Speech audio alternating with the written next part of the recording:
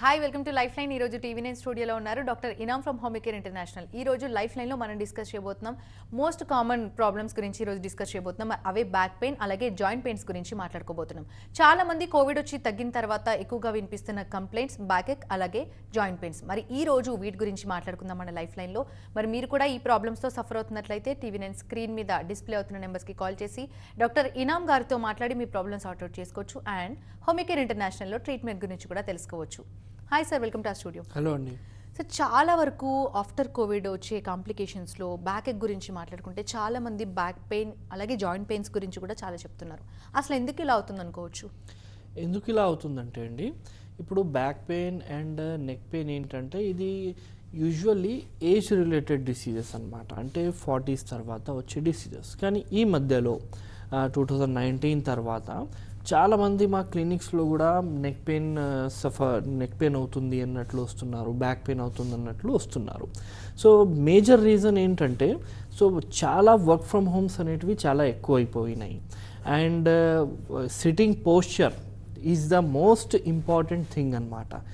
Work from home కాబట్టి మనకు ఎక్కువసేపటి వరకు రాంగ్ పొజిషన్స్లో కూర్చొని పనిచేయడం కానీ, అండ్ ఎక్కువగా వెయిట్ లిఫ్ట్ చేయడం కానీ, సరిగ్గా పండుకోకపోవడం కానీ, ఇలాంటివి సందర్భాల వల్ల ఏంటంటే మనకు ఈ నెక్ పెయిన్స్ కానీ బ్యాక్ పెయిన్ కానీ ఎక్కువగా రావడం జరుగుతుంది.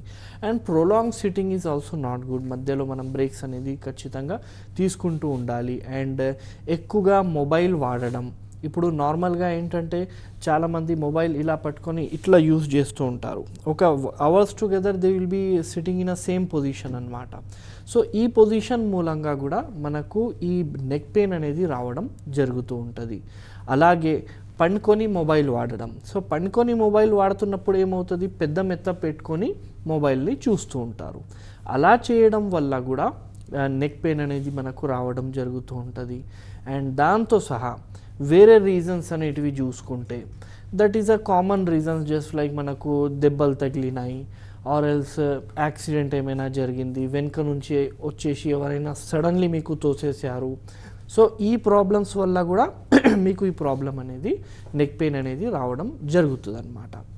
సో ఇక్కడ నెక్ పెయిన్ వచ్చినప్పుడు ఓన్లీ మెడ మాత్రమే నొవ్వడం జరుగుతుందా, ఆర్ఎల్స్ ఇది స్పాండలోసిసేనా లేదంటే వేరే ఏమైనా ప్రాబ్లం ఉండొచ్చా అన్నట్లు ఒక ప్రశ్న ఉంటుంది. ఇప్పుడు చూడండి, మస్కులర్ పెయిన్ ఉంటే, మెడ నొప్పిలో ఓన్లీ మస్కులర్ ఉంటే కొన్ని రోజుల్లో ఒకవేళ మీరు నార్మల్ పోస్చర్ పెట్టారు అంటే సెట్ అయిపోతుంది. బట్ కాన్స్టాంట్లీ మీరు మంచిగా ఉన్నప్పుడు కూడా ఇది రావడం జరుగుతుందంటే we can consider it as spondylosis అన్నమాట. కాలర్ లైన్లో ఉన్నారండి ఫ్రమ్ నల్గొండ. కాల్ తీసుకుందాము. కిషన్ గారు, ప్రాబ్లం ఏంటో చెప్పండి డాక్టర్ గారికి. హలో హలో చెప్పండి కిషన్ గారు. సార్ నమస్తే అండి. నమస్తే అండి,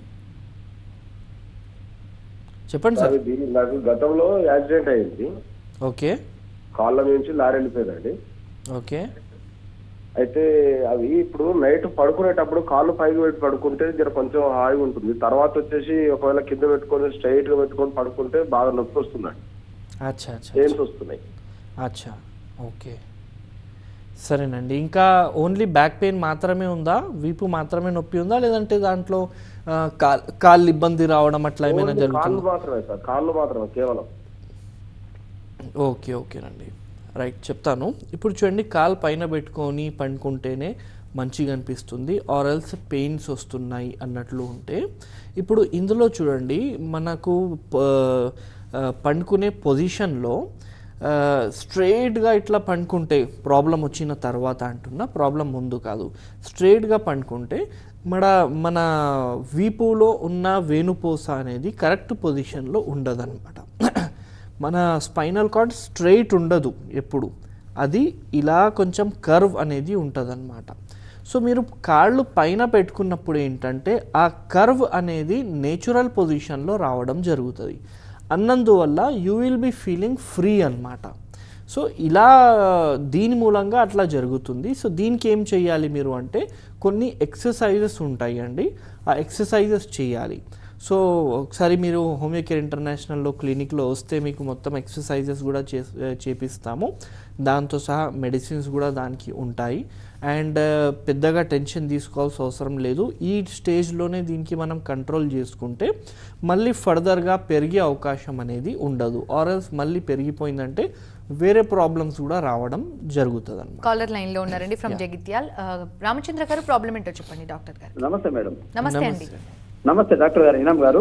నమస్తే. రామచంద్రం, జైత్యాల నుంచి మాట్లాడతాను సార్. ఓకే చెప్పండి. ఇప్పుడు ఈ నడుము నొప్పి, కీళ్ళ నొప్పి అనేది ఈ మధ్య కాలంలో చాలా మందిలో, అంటే మిడిల్ ఏజ్ వచ్చేసరికి చాలా మందిలో ఈ నొప్పులు ప్రారంభమవుతున్నాయి సార్. శరీరం కదలికలు లేకనా, లేకపోతే ఆహార విహారాదుల వలన, వాళ్ళు సరైన ఆహారం తీసుకోకపోవడం వలన, పోషకాహారం లోపం వలన, ఎందు విషయంగా ఇలా జరుగుతుంది సార్? ఎందుకంటే చాలా మందిలో కనిపిస్తున్నాయి ఈ మధ్య కాలంలో. ముఖ్యంగా కీళ్ళ నొప్పులు అయితే విపరీతంగా స్త్రీలలో పురుషుల్లో అనేది తేడా లేకుండా ప్రతి వారిలో కనిపిస్తున్నాయి. ఈ విధంగా జరగడానికి ఏంటి కారణం అనేది మీ ద్వారా నేను తెలుసుకోవాలనుకున్నాను సార్. ఎందుకంటే చాలా మంది ఈ విధంగా బాధపడుతున్నారు. దానికి శాశ్వత పరిష్కారం మన హోమియోలో ఉందా అనే విషయం తెలిపారు సార్. డెఫినెట్లీ చెప్తానండి. చాలా మంచి క్వశ్చన్ అడిగారు. సో మీరు చెప్పిన కాజెస్లో అన్ని కాజెస్ మూలంగా ఇవి రావడం జరుగుతుంది. అన్ని కాజెస్ అంటే ఫస్ట్ మీరు సరిగ్గా తినకపోవడం వల్లన అన్నట్లు చెప్పారు. ఎస్, డెఫినెట్లీ ఉంటుంది. అంటే పౌష్టిక ఆహారాలు లేనప్పుడు మీకు డెఫిషియన్సీస్ రావడం జరుగుతుంది అన్నమాట. అంటే మీకు calcium deficiencies and vitamin deficiencies రావడం జరుగుతుంది. సో ఆ డెఫిషియన్సీస్ మూలంగా కూడా మీకు ఈ ఇబ్బంది రావడం జరుగుతుంది. ఈ ఇబ్బంది అంటే కీళ్ళ నొప్పులు. అది కీళ్ళ నొప్పులు అంటే మోకాలైనా కావచ్చు, చేతుల్లో అయినా కావచ్చు, మెడ కావచ్చు, నడుము కావచ్చు. So it is one of the reason. దాంతో సహా స్టెగ్నెంట్ లైఫ్ స్టైల్, అది కూడా అంటే ఎక్కువ కదలిక లేకపోవడం వల్ల అన్నట్లు కూడా మీరు చెప్పారు. డెఫినెట్లీ అది కూడా ఒక రీజన్ అన్నమాట. ఎక్కువగా కదలిక లేకపోవడం వల్ల ఒకటే చోట కూర్చొని మనం పనిచేసే జాబ్స్ మూలంగా మనకు ఈ ప్రాబ్లమ్స్ వస్తుంది. చలో భయ్, ఒకే చోట కూర్చొని మీరు పని చేస్తున్నారు, ఓకే, కానీ కరెక్ట్ పొజిషన్లో కూర్చుంటున్నారా లేదా, అది ఇంపార్టెంట్. అండ్ ఒకే చోట కూర్చొని పని చేయడం అండ్ 6-7 తర్వాత ఇంటికి వెళ్ళడం, సో ఇలా జరుగుతుంది. So you are not exposed to the sunlight also. So ఇక్కడ ఏంటంటే మనకు వైటమిన్ డి డెఫిషియన్సీస్ రావడం అనేది జరుగుతూ ఉంటుంది అనమాట. So it is also a reason for the pains అనమాట. దీంతో సహా లైఫ్ స్టైల్లో మనకు చాలా ఎక్కువ స్ట్రెస్ అనేది ఉందన్నమాట. అంటే చాలా ఎక్కువ టెన్షన్స్ ఉన్నాయి, చాలా ఆలోచించడం అనేది జరుగుతుంది. మనకు టార్గెట్ బేస్డ్ సిస్టమ్స్ అనేటివి ఉంటాయి కాబట్టి ఎక్కువ స్ట్రెస్. అండ్ ఈ స్ట్రెస్ మూలంగా again you might be landing into the autoimmune diseases just like rheumatoid arthritis అన్నమాట. సో ఇది కూడా ఒక రీజన్ ఉంటుంది. సో చలో ఇప్పుడు ఈ రీజన్స్ అయితే అన్నీ ఉన్నాయి అండ్ మీకు ప్రాబ్లం వచ్చేసింది. So what we can do? మమ్మల్ని మనం కాపాడుకోగలుగుతామా? శాశ్వతంగా తక్కువ అయిపోతుందా? డెఫినెట్లీ ఎస్, పూర్తిగా తక్కువ అవుతుంది అనమాట. అండ్ చిన్న వయసులో ఒకవేళ మీకు వచ్చిందనుకోండి ఇబ్బంది, ఖచ్చితంగా ఇది తక్కువ అవ్వడం జరుగుతుంది. బికాస్ ఇక్కడ మనకు ఎక్కువగా డీజనరేషన్స్ జరగవు, ఇక్కడ మీకు ఎక్కువగా ఆర్ఎఫ్ ఫ్యాక్టర్ అనేది చాలా ఎక్కువ ఉండడం అనేది ఉండదు, తొందరగా బాడీ కూడా రెస్పాన్స్ ఇవ్వడం అనేది జరుగుతుంది. కాబట్టి మనకు ఎర్లీ స్టేజెస్లో డయాగ్నోస్ చేసి ఎర్లీ స్టేజెస్లో మెడిసిన్స్ యూజ్ చేస్తే పూర్తిగా తక్కువైపోవడం జరుగుతుంది. అండ్ మన మెడికేషన్స్ ఏంటంటే దీంట్లో మీకు ఎలాంటి సైడ్ ఎఫెక్ట్స్ అనేటివి అస్సలు ఉండదు. You can use the medications in any state, in any condition అనమాట. అంటే మీరు ప్రెగ్నెంట్ ఉన్నప్పుడు కూడా యూజ్ చేయవచ్చు, ఓల్డ్ ఏజ్లో కూడా యూజ్ చేయవచ్చు, మీరు చిన్న పిల్లల్లో కూడా యూజ్ చేయవచ్చు. So there are no contraindications. And homeopathy వాడుతున్నారు and you are a diabetic patient, so నా డయాబెటీస్ మెడిసిన్స్ ఆపాలనా, రెండు వేసుకోవచ్చా లేదా, వేసుకుంటే ఏమైనా అవుతుందా, అట్లా ఏముండదు. మీ ఎలోపతిక్ మెడికేషన్స్ మీరు డయాబెటీస్ కానీ, మీకు బీపీ ఉంటే, మీకు థైరాయిడ్ ఉంటే ఆ మెడిసిన్స్ కంటిన్యూ చేసుకుంటూ ఆ మెడిసిన్స్తో మన మెడిసిన్స్ అనేది యూజ్ చేసుకోవచ్చు అనమాట. ఏమి కాదు, there is no Contra indications.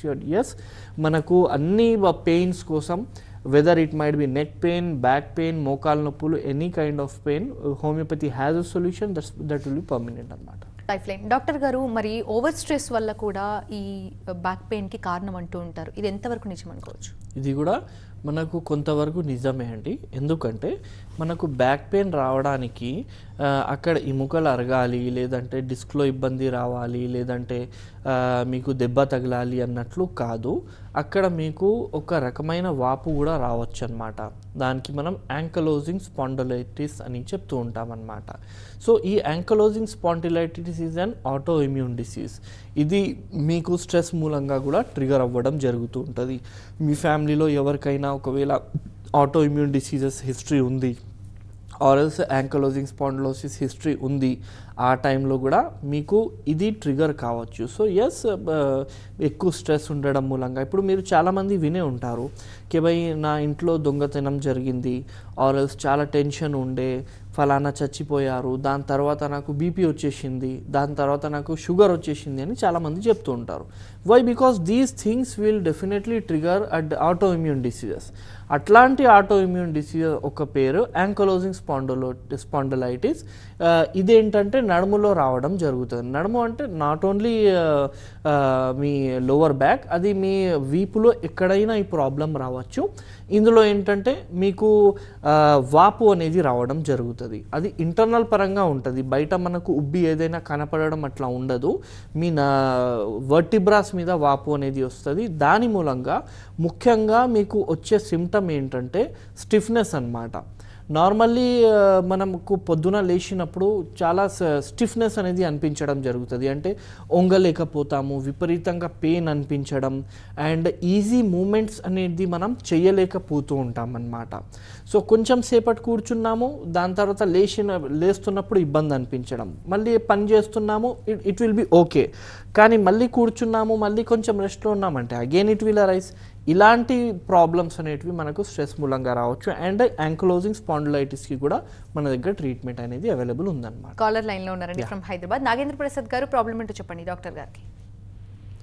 Hello hello. Yes sir. Doctor గారు, మరి వర్క్ ఫ్రమ్ హోమ్ లో ఉన్న వాళ్ళకి చాలా మందికి బ్యాక్ ఎక్ గురించి ఇందాక మనం మాట్లాడుకున్నాం. వాళ్ళు ఎలాంటి లైఫ్ స్టైల్ మోడిఫికేషన్స్ తీసుకోవాలంటారు, అండ్ రెస్ట్ ఎంతవరకు అవసరం అంటారు బ్యాక్ ఎక్ ఉన్న వాళ్ళకి? ఇప్పుడు చూడండి, ఇందులో మనకు ప్రాబ్లం తెలవడం ఈజ్ ఇంపార్టెంట్ అన్నమాట. అంటే కొంతమందికి మయాల్జియా అంటాం దానికి. మయాల్జియా అంటే ఇప్పుడు నార్మల్కైనా ఎక్కువ పని చేశారు మీరు, ఆ టైంలో మీకు మస్కులర్ పెయిన్స్ అనేటివి అవ్వడం జరుగుతుంది. అది that's a very common thing అన్నమాట. కానీ అదేంటంటే మనకు ఒక వారంలో తక్కువైపోవడం జరుగుతుంది. అది మెడలో రానివ్వండి, ఆర్ఎల్స్ మీకు బ్యాక్లో రానివ్వండి. ఇప్పుడు ఉదాహరణంగా కొత్తగా మనం జిమ్ చేస్తున్నాం అనుకోండి, ఎక్సర్సైజ్ చేస్తున్నాము. సో ఇనీషియల్లీ మనకు చాలా పెయిన్స్ అనేటివి రావడం జరుగుతుంది. వన్ వీక్ కానీ 2 వీక్ కానీ ఏం పని చేయడానికి కొంచెం పెయిన్స్ ఉంటాయి. ఎందుకంటే ఆ పని మనకు అలవాటు లేకుండే ఎక్కువ చేసినాం మనం, దానివల్ల పెయిన్స్. సో అలాగే నార్మల్లీ మీరు కూర్చున్న దానికైనా ఎక్కువసేపటి వరకు కూర్చున్నారు, సో అన్నందువల్ల మీకు పెయిన్స్ వస్తున్నాయి అనుకోండి. అట్లాంటప్పుడు ఏంటంటే ఒక వారం 2 వారాల్లో అది ఆటోమేటిక్గా తక్కువైపోవడం జరుగుతుంది. బట్ దానికైనా ఎక్కువ కొనసాగిస్తుంది, అలాంటప్పుడు you need to take precautions. So ఏం చెయ్యాలి? ద ఫస్ట్ థింగ్ ఏంటంటే రెస్ట్ అనేది చాలా ఇంపార్టెంట్. ఎంత రెస్ట్ తీసుకోవాలి, ఏం రెస్ట్ తీసుకోవాలి అంటే చూడండి, ఎక్కువ రెస్ట్ అనేది చాలా అవసరం. ఎక్కువ రెస్ట్ అంటే మీరు ఎంతవరకు కూర్చోగలుగుతున్నారు. ఒకవేళ మీరు 1 అవర్ వరకు కూర్చోగలుగుతున్నారంటే దానికైనా ఎక్కువ మీరు ఎక్సీడ్ చేయకూడదు, అంతే చేయాలి. గ్యాప్ తీసుకోవాలి. ఆ gap might be 10 minutes 15 minutes ఉండొచ్చు. దాని తర్వాత అగైన్ యూ కెన్ సిట్ అన్నమాట. దాంతో సహా మీ పోస్చర్ చేంజ్ చేయాలి, అంటే మీ చైర్ అనేది ఖచ్చితంగా చేంజ్ చేయాలి. దాంతో సహా పొజిషన్ కూడా చేంజ్ చేస్తూ ఉండాలి. అంటే మీకు చైర్ కొంచెం సేపటి వరకు పైన పెట్టుకోండి, కొంచెం సేపటి వరకు కింద పెట్టుకోండి. దాని నుంచి ఏమవుతుందంటే మన ముందు ఉన్న స్క్రీన్కి మన మెడకి అనేది ఇట్లా అవ్వడం జరుగుతూ ఉంటుంది. ఒకే పొజిషన్ ఇట్లా కూర్చుంటే మళ్ళీ ఇబ్బంది అవ్వడం. దాంతో సహా ఎక్కువ ఉందనుకోండి, అప్పుడు బెల్ట్ వాడడం అనేది చాలా అవసరం ఉంటుంది అన్నమాట. ఎందుకంటే బెల్ట్ యూజ్ చేస్తే మీ నడుము అనేది స్ట్రైట్ ఉండడం జరుగుతుంది, అండ్ ఎక్కువగా దాని మీద డిస్క్ల మీద బరువు అనేది పడకుండా ఉంటుంది అన్నమాట. సో ఇది కూడా చేయాలి. దీంతో సహా మార్నింగ్ అండ్ ఈవినింగ్ ఖచ్చితంగా మీరు ఎక్సర్సైజ్ అనేది చేయాల్సిన అవసరం ఉంటుంది. ఎక్సర్సైజ్ అంటే మళ్ళీ జిమ్కి వెళ్ళి చేసేయడం అనేది కాదు. దీనికి బ్యాక్ పెయిన్కి special type of exercises physiotherapy ఉంటుంది. అది ఇంట్లో కూడా మనం చేసుకోవచ్చు. సో ఆ ఎక్సర్సైజెస్ అనేటివి చేసుకోవాలన్నమాట. సో మయాల్జియా ఉన్నా, బ్యాక్ పెయిన్ ఉన్నా, నెక్ పెయిన్ ఉన్నా, అది సర్వైకల్ స్పాండలోసిస్ ఆర్ స్పాండలైటిస్, స్పాండలోలిస్థైసిస్ ఏమున్నా మనకు హోమియోపతిలో దీనికి ట్రీట్మెంట్ అనేది ఉంది. డిపెండింగ్ అపాన్ యువర్ సివియారిటీ కొంచెం టైం పడవచ్చు. కానీ కొంతమంది తప్పు ఏం చేస్తూ ఉంటారంటే పని ఇంపార్టెంట్ ఉంది కదా అన్నట్లు పెయిన్ కిల్లర్స్ వేసుకుంటూ ఉంటారు. సో పెయిన్ కిల్లర్ వేసుకొని as usual they will be doing their work. So painkiller వేసుకోవడం తప్పు అని చెప్పట్లేదు, కానీ ఆ పెయిన్ కిల్లర్ వేసుకుంటే ఏమవుతుంది, మీకు నొప్పి తెలియకుండా ఉంటుంది, ప్రాబ్లం అక్కడ ఉంటుంది, పెయిన్ కూడా ఉంటుంది, but you don't feel it అంతే. కానీ మనం ఫీల్ అవుతలేం కదా అన్నట్లు అలాగే పని చేస్తున్నాము. ఒక మనిషి కింద నుంచి వెయిట్ లిఫ్ట్ చేసే పని ఉంది, సో పెయిన్ కిల్లర్ వేసుకుంటున్నాడు అలాగే లిఫ్ట్ చేస్తున్నాడు, అలా చేయకూడదు. పెయిన్ కిల్లర్ వేసుకోండి కానీ జాగ్రత్తగా లిఫ్ట్ చేయండి. మ్యాక్సిమం ప్రాబ్లం అనేది చాలామంది మేము చూసిన దాంట్లో, సార్ మేము బకెట్ లిఫ్ట్ చేసిన, లేదంటే మేము ఊరికి వెళ్తున్నప్పుడు బ్యాగ్ లిఫ్ట్ చేసిన, హెవీ వెయిట్ లిఫ్ట్ చేసిన అన్నట్లు చెప్తూ ఉంటారు. సో ఈ హెవీ లిఫ్ట్ ఒకవేళ ఉందనుకోండి, కింద ఏదైనా పడింది, సో ఒంగి లిఫ్ట్ చేయకుండా మీరు కింద కూర్చొని దానికి పట్టుకొని లేవడం అనేది చేయాలి. That is the right thing. Sudden గా చేయకుండా కొంచెం ప్లాన్డ్ గా కూర్చొని yes of course. ఇప్పుడు ఇందులో చూస్తారు మీరు వెయిట్ లిఫ్టింగ్ ఒలింపిక్స్ లో చూస్తారు, వాళ్ళు ఒంగి లిఫ్ట్ చేయరు, వాళ్ళు కూర్చొని వాళ్ళు లిఫ్ట్ చేసి పైన లేపుతారనమాట. So that's a right thing. అలా చేస్తే మీకు బ్యాక్లో అనేది ఎక్కువగా ప్రెషర్ అనేది పడదు. సో దిస్ లైఫ్ స్టైల్ గడిపారనుకోండి, యూ విల్ బి ఫైన్ అనమాట. డాక్టర్, జాయింట్ పెయిన్స్ చాలా మందిలో వింటున్నాం. చాలా వరకు చాలా మంది చాలా సింపుల్గా మీరు అన్నట్టు పెయిన్ కిల్లర్స్ వేసుకుంటూ లైట్ తీసుకుంటారు. దానికి కావాల్సిన పరిణామాలు ఏంటో తెలుసుకోకుండా, అండ్ దానికి కావాల్సిన ఫుడ్ ఏంటి, ఎలాంటి డైట్ ఫాలో అవ్వాలో తెలుసుకోకుండా చాలామంది టాబ్లెట్స్ యూజ్ చేయడం వల్ల ఎంతవరకు సైడ్ ఎఫెక్ట్స్ ఉంటాయి అనుకోవచ్చు. And bone density, calcium, vitamin D అనేది ఉందా లేదా అని ఎలా చెక్ చేసుకోవాలంటారు? ఇయర్లీ వన్స్ వెళ్ళి చెక్ చేసుకోవాలి, లేకపోతే ఎలా అలవాటు చేసుకుంటే మంచిదని సజెస్ట్ చేస్తారు? ఇప్పుడు చూడండి, నార్మల్లీ హెల్దీ హ్యూమన్ బీయింగ్స్లో మనకు ఇయర్లో 2 years ఆర్ 1 yearలో ఒక్కసారైనా టెస్ట్ అనేది చేయించుకోవాలి. అన్ని ఫుల్ బాడీ చెకప్ అనేది చేయించుకుంటే చాలా మంచిది. ఇప్పుడు కొంతమందికి ఏమైపోతుందంటే వాళ్ళకు అలవాటు అయిపోతుంది కి భయ్ అది వేసుకుంటేనే వాళ్ళు నడవగలుగుతారు. సో ఆ పొజిషన్కి తీసుకురాకూడదు అనమాట. ఎందుకంటే ఇనీషియల్ స్టేజెస్లోనే మనం పెయిన్ కిల్లర్ యూస్ చేయండి, ఆన్ SOS బేసిస్ యూస్ చేయండి. అంటే చాలా ఎక్కువ అవుతుందంటే దానికి యూస్ చేయవచ్చు, కానీ యూస్ చేసుకుంటూ ఈ వ్యాధిలో వచ్చిన వ్యాధిలో అంటే మీకు ఆస్టియోఆర్థరైటిస్ వచ్చిందా, మోకాల్లో నొప్పి వచ్చిందా, సో దాంట్లో మనం ఏం చెయ్యకూడదు అది కూడా మైండ్లో పెట్టుకొని వేసుకోండి. కానీ ఓన్లీ పెయిన్ కిల్లర్ వేసుకొని మంచిగా మీరు స్టెప్స్ ఎక్కుతున్నారు, వెయిట్ పట్టుకొని నడుస్తున్నారు, అలా చేయకూడదు. పెయిన్ కిల్లర్ వేసుకున్నా కూడా కొంచెం జాగ్రత్త అనేది తీసుకోవాలన్నమాట. అండ్ ఒకసారి నొప్పి వచ్చింది అంటే first don't go for a pain killer, first go for a diagnosis. అంటే ఈ నొప్పి నాకు దేని మూలంగా వచ్చింది, డాక్టర్ దగ్గర వెళ్తే డాక్టర్ మీకు సజెస్ట్ చేస్తారు, అక్కడ డయాగ్నోస్ చేస్తారు. ఎందుకంటే మనకు ఈ వాతంలో కూడా యూజువల్లీ వాతాల్లో ఇక్కడ నొప్పులు వస్తాయి అన్నమాట. వాతాల్లో కూడా చాలా రకాల వాతాలు ఉంటాయి. అన్ని వాతాలకి ఒకే మెడిసిన్, ఒకే పెయిన్ కిల్లర్ ఉండదు. సో మీకు ఒకవేళ డీజనరేషన్ వల్ల అయిందా, లేదంటే ఇన్ఫ్లమేషన్ వల్ల అయిందా, లేదంటే మీకు సైనోవైటిస్ మూలంగా అయిందా, లేదంటే యూరిక్ యాసిడ్ పెరగడం వల్ల మీకు నొప్పులు వస్తున్నాయా, లేదంటే మీకు అక్కడ డిస్క్ బల్జ్ వల్ల నొప్పి వస్తుందా, ఇలాంటివి ఎన్ని రీజన్స్ ఉంటాయండి దాని వెనుక. సో దాన్ని బట్టి మనం మెడికేషన్స్ అనేది యూజ్ చేస్తే సెట్ అవ్వడం జరుగుతుంది అనమాట. కాబట్టి చిన్న ప్రాబ్లం వచ్చినా తొందరగా డాక్టర్ దగ్గర వెళ్ళి ఇనీషియల్లీ తొందర మెడిసిన్ తీసుకుంటే అది వెళ్ళిపోతుంది. లేదంటే చాలా పెరిగిపోతూ ఉంటుంది. చాలా పెరిగిందనుకోండి consequences will be very bad. ఏముంటుంది కాన్సిక్వెన్సెస్ అంటే, ఇప్పుడు మోకాల్లో నొప్పి ఉంది and years together you are using pain killers and జాగ్రత్తలు తీసుకోవడం లేదు. అట్లాంటప్పుడు ఏంటంటే అక్కడ ఉన్న గుర్జు పదార్థం పూర్తిగా అరిగిపోయి కాళ్ళు అనేది బెండ్ అయిపోతుంది. వారస్ అండ్ వెల్గస్ అంటాము. అంటే కాళ్ళు ఇలా ఉండకుండా ఇట్లా అయిపోతాయి అన్నమాట. సో కొంతమంది చూసే ఉంటారు మీరు కూడా, మోకాళ్ళు బయటికి ఉంటాయి వాళ్లకు, ఎందుకంటే ఇట్లాంటి పనులు చేసి అన్నమాట. అండ్ కొంతమందికి లోపలికి అయిపోతాయి మోకాళ్ళు. సో ఈ కాంప్లికేషన్ రాకూడదు. అండ్ కొంతమందికి టచ్ చేసినా కూడా నొప్పి ఉంటుంది మోకాళ్ళలో, ఎందుకంటే ఇనీషియల్ డయాగ్నోసిస్ చేయకుండా కొంచెం లేట్ డయాగ్నోసిస్ ఉండడం మూలంగా ఇలా జరగడం ఉంటుంది. సో తొందరగా మీరు మెడిసిన్స్ తీసుకుంటే తొందరగా తక్కువ కూడా అయిపోతుంది హోమియోపతిలో. డాక్టర్, కొంతమంది పిల్లలు స్కూల్కి వెళ్ళే పిల్లల్ని చూస్తుంటాం, హెవీ వెయిట్ లిఫ్ట్ చేస్తూ బ్యాగ్స్ వేసుకొని వెళ్తున్న వాళ్ళలో కూడా బ్యాక్ పెయిన్ చూస్తున్నాం. అసలు ఇలాంటి పిల్లల పట్ల పేరెంట్స్ ఎలాంటి కేర్ తీసుకోవాలి? ఇప్పుడు చూడండి, బ్యాక్ పెయిన్ అనేది చిన్న పిల్లల్లో ఒకవేళ వస్తుంది అనుకోండి, so reason of it only bags వల్లనే వస్తుందా ఆర్ఎల్స్ ఇంకా వేరే ఏమైనా ఉందా అంటే, చిన్నపిల్లల్లో నొప్పి రాదు, ఓన్లీ ఇలాంటి పనులు చేస్తేనే నొప్పి వస్తుంది అని కొంతమందికి అపోహ. చిన్నపిల్లల్లో కూడా ఆ వాతం అనేది రావచ్చు. జువినియల్ ఐడియోపతిక్ ఆర్థరైటిస్ అంటాం దానికి. సో ఆ వ్యాధి ఉందా అన్నట్లు మనం ఫస్ట్ డయాగ్నోజ్ చేసుకోవాలి. అండ్ దాంతో సహా ఫుడ్ మంచిగా ఇవ్వడం కానీ, ఆయనకు పిల్లోడికి ఏంటంటే మంచిగా ఆడుకోవాలి, ఆయనకు ఎక్సర్సైజెస్ ఏం అవసరం ఉండదు, but he should be active, he should be going to the play ground, he should be using his cycle. So ఇలాంటివి చేసుకుంటే, అండ్ ఆ బ్యాగ్ అంత వెయిట్ మోసుకోవడానికి అవసరం అనేది ఉండకుండా ఇంపార్టెంట్ బుక్స్ అనేటివి వేసుకుంటే సరిపోతుంది అన్నమాట. డాక్టర్, జెంట్స్లో బ్యాక్ ఎక్కి మెయిన్ రీజన్స్లో స్మోకింగ్ అండ్ ఆల్కహాల్ కూడా కొన్ని రీజన్స్లో ప్రధాన కారణం అంటూ ఉంటారు. ఇది నిజమేనా? ఎస్ అండి, ఉంటుంది. ఇప్పుడు not only in back pain, any disease, any other డిసీజ్లో మనకు మేము చదువుకుంటున్నప్పుడు బుక్స్లో ప్రతి వ్యాధికి ఏ రీజన్స్ ఉంటాయి అన్నట్లు మేము చదువుతాము. So causes of the disease, అందులో కామన్ రాసేది ఏంటంటే స్మోకింగ్ అండ్ డ్రింకింగ్. అది అన్ని డిసీజెస్లో ఇది ప్లేస్ అ మేజర్ రోల్, కాబట్టి దానికి అవాయిడ్ చేస్తేనే బెటర్ అన్నమాట. ఇప్పుడు ప్రాబ్లం వచ్చిన తర్వాత అయితే అవాయిడ్ చేయాలి. వచ్చిన ముందు ఒకవేళ you are addicted to it, decrease it, అంటే చాలా తక్కువ అనేది చేసుకోవాలి.